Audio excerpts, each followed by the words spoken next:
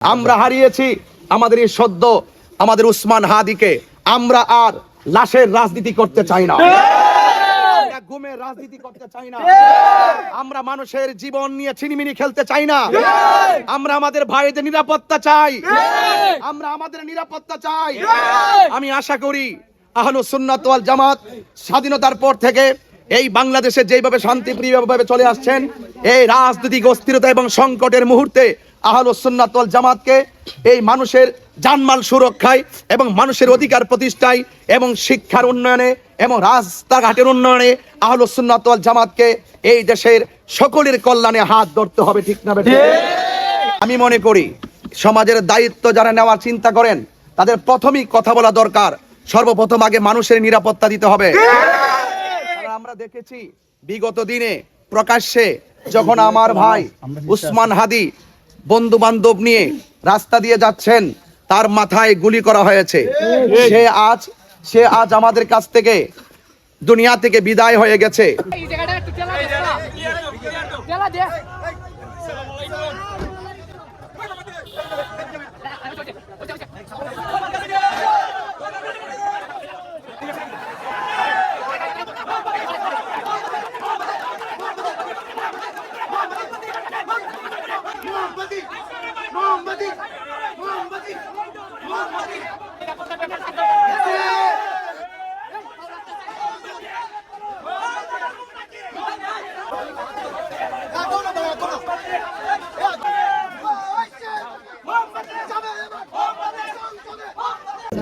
$360 আউলিয়ার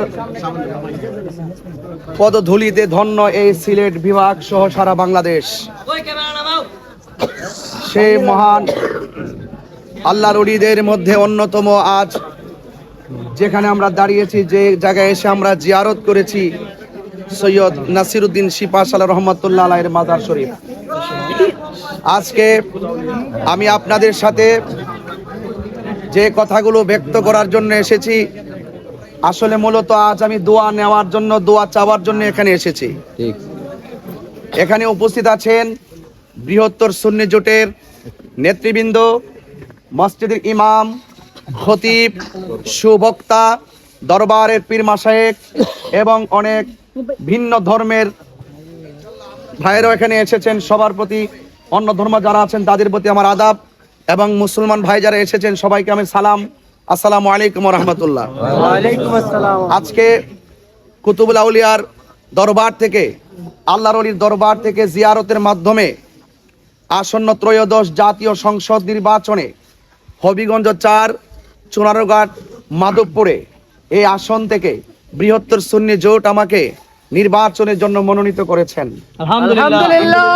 ইনশাআল্লাহ আল্লাহর ওলির দরবার থেকে দোয়া চেয়ে ইনশাআল্লাহ আপনাদের সার্বিক উদারতা এবং আন্তরিকতার মাধ্যমে আমরা ইনশাআল্লাহ মাধবপুরে নির্বাচন করার জন্যে যে সিদ্ধান্ত গ্রহণ করেছি, ইনশাআল্লাহ আমরা সকলে পারস্পরিকভাবে এখানে এই মাধবপুরের আসনে শুধুমাত্র সুন্নি নয়, আমি যখন প্রার্থী হয়ে এখানে আত্মপ্রকাশ করব, আমার চিন্তা ধারণা হলো এখানে অন্য ধর্মের মানুষ যারা আছেন তাদের নিরাপত্তা নিশ্চিত করতে হবে, এবং বিশেষ করে চা শ্রমিক যারা আছেন তাদের অধিকার নিশ্চিত করতে হবে।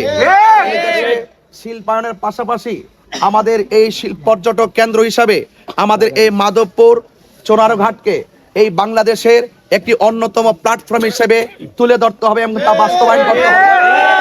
এবং শুধু তাই নয়,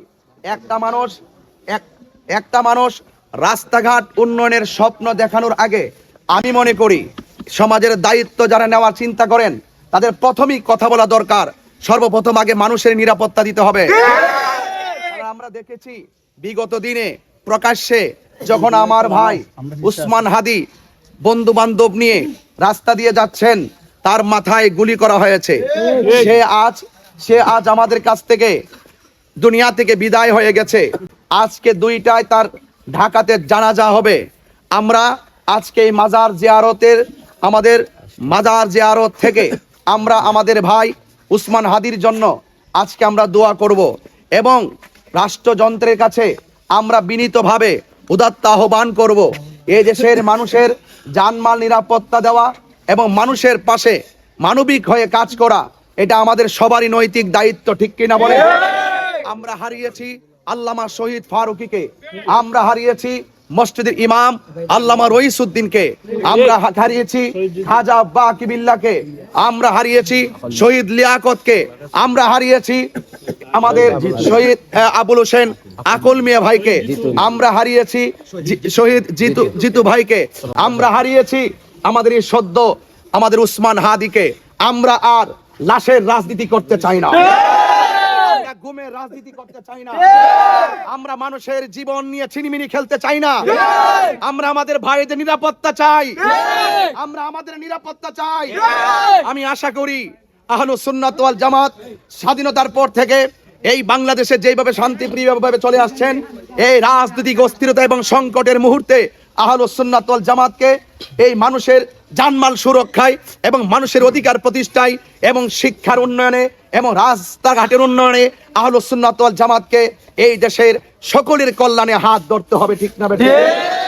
আপনাদের সকলের কাছে আমি অনুরোধ করব, আজকে আমার নির্বাচনী এখানে প্রচারণার বিষয় নয়, আমরা আল্লাহর দরবারে এসেছি, আমরা দোয়া করেছি, জিয়ারতের মাধ্যমে আমরা আসন্ন ত্রয়োদশ জাতীয় সংসদ নির্বাচনে আমরা চুনারঘাট মাধবপুরের প্রত্যেকটা মানুষের অধিকার প্রতিষ্ঠা এবং জানমাল নিরাপত্তা, শিক্ষা এবং যাবতীয় চা শ্রমিকদের উন্নয়ন এবং আমার মা বোনদের যে নিরাপত্তা রয়েছে, সেই মা বোনদের যে ন্যায্য অধিকার আছে, সেই অধিকারগুলো প্রতিষ্ঠা করার লড়াইয়ে আপনারা সকলে বৃহত্তর সুন্নি জোটের প্রার্থী হিসাবে আপনারা আমাকে যেভাবে ভালোবাসা আজ বিনা নোটিশেই দেখিয়েছেন, আমি আশা করব সেই ভালোবাসাটুকুন মানুষের ঘরে ঘরে আপনারা পৌঁছাবেন, চুর করে নয়, কোনো ধরনের অশ্রাব্য ব্যবহারের মাধ্যমে নয়। আমরা সুন্নিরা বরাবরই শান্তিপ্রিয়, আমরা শান্তিপ্রিয় আর ভালোবাসার মাধ্যমে প্রত্যেকের ঘরে ঘরে আমরা আমাদের এই মোমবাতি প্রতীকে আমরা সেই মা বোনদেরকে উদ্বুদ্ধ করব এবং যুব সমাজকে উদ্বুদ্ধ করব এবং আমাদের পীর মাশায়েখ যারা রয়েছেন এবং আপামর যারা মুসলিম যারা জনতা রয়েছেন প্রত্যেককেই বলবো আপনারা ঐক্যবদ্ধভাবে আসন্ন ত্রয়োদশ জাতীয় সংসদ নির্বাচনে অত্যন্ত শান্তিপ্রিয়ভাবে আপনারা আপনাদের মহামূল্যবান যে ভোটটুকুন আছে আপনারা অবশ্যই মোমবাতি প্রতীকে দিবেন এবং আগামী 12ই ফেব্রুয়ারি ইনশাআল্লাহ উৎসবমুখর পরিবেশে অত্যন্ত অংশগ্রহণমূলকভাবে সকলে সবান্ধবে আপনারা আপনাদের নির্বিঘ্নে আপনারা ভোটটুকু আপনারা দিবেন। আর আমি মা বোনদের কাছে অনুরোধ করব আপনারা সবাই আমার জন্য দোয়া করবেন এবং বাড়িতে অন্যান্য মা বোনদেরকে আপনারা উদ্বুদ্ধ করবেন। আজকে অল্প সময়ের নোটিশে ফেসবুকের নোটিশেই শুধুমাত্র যারা আজ এখানে মাজার জিয়ারতে আপনারা অংশগ্রহণ করেছেন, আমি মাধবপুর চুনারঘাটের আপামর সুন্নি জনতা এবং শান্তিপ্রিয় সর্বস্তরের জনগণকে আমার পক্ষ থেকে আন্তরিকভাবে অভিনন্দন জানাচ্ছি। দিন শেষে আবারও বলছি, দেশটা সবার, সকলে মিলেমিশেই এই দেশটাকে সাজাতে হবে। সেই সকল দেশের কল্যাণ কামনার অংশ হিসাবে মাধবপুর এবং চুনারঘাটকে আমরা শান্তিপ্রিয়ভাবে ইনশাল্লাহ আন্তরিকভাবে একটি আধুনিক এবং মডেল এবং সার্বজনীন এবং সম্প্রীতির মাধ্যমে এই মাধবপুরকে আমরা সাজাতে চাই, যেখানে কোনো হিংসা থাকবে না, নিন্দা থাকবে না এবং খুন গুম থাকবে না, রাহাজানি থাকবে না, যেখানে শান্তি থাকবে, ভালোবাসা থাকবে এবং ইসলাম যে একমাত্র শান্তির ধর্ম, যে শান্তির ধর্মের কাছে অন্যান্য ধর্মের মানুষগুলো যারা রয়েছেন তারাও সর্বোচ্চ নিরাপদ। এই জন্য সকল মানুষের, সকল জনগণের সুস্বাস্থ্য এবং নিরাপদ কামনা করে আজকে নাসিরউদ্দিন শিপাশালা রহমাতুল্লাহের মাজার শরীফ জিয়ারতের মাধ্যমে ইনশাল্লাহ আমরা আমাদের নির্বাচনী কার্যক্রম শুরু করলাম। আল্লাহ পাক যেন আমাদের সকলকে যেন ঐক্যবদ্ধভাবে অত্যন্ত আন্তরিকতার মাধ্যমে আল্লাহ যেন আমাদের কাঙ্ক্ষিত মনের আশাকে পূরণ করে সকলে বলে আমিন।